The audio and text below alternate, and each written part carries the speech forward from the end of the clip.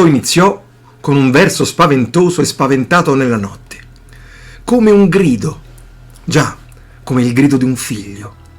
Leggi pure come il meno ignorabile tra i suoni della vita. Vado io, disegnò con gli occhi lei. D'accordo, sembrò replicare lui, forse non sveglio del tutto. Lei abbandonò il giaciglio e si mosse con una rapidità impressionante, malgrado le leggi della fisica e soprattutto l'opinione della bilancia. Miracolo possibile unicamente truccando la gara tramite il famigerato doping, ovvero ordinaria amministrazione nel caso tu sia madre. Cosa è successo? Chiese quest'ultima al piccolo. L'autore dell'urlo, che aveva improvvisamente interrotto il riposo della famiglia, tremava come la classica foglia e aveva gli occhi a dir poco sgranati. La mamma si ricordò all'istante uno dei tanti segreti del magico legame che la legava a quella creatura ancora troppo fragile e la strinse a sé. Eccoci, pensò in quell'attimo.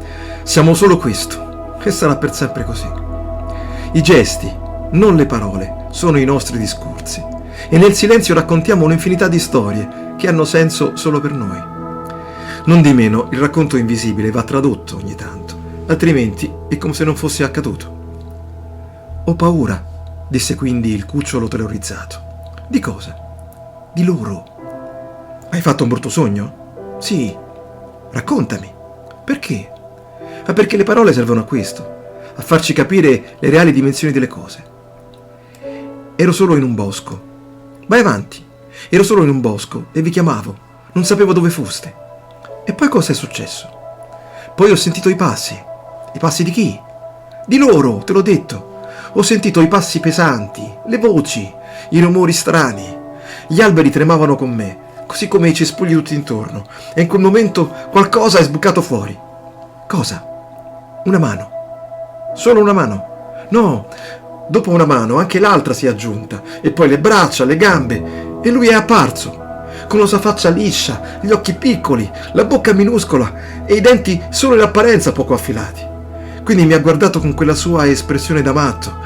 Mi ha guardato come se non fossi qualcosa di vivo. La mamma diede ancora precedenza al proprio corpo e abbracciò il figlio ulteriormente. Devi stare tranquillo, disse l'orsa al cucciolo. Io e papà te l'abbiamo detto tante volte. Gli esseri umani sono personaggi della fantasia, non devi preoccuparti. I mostri non esistono.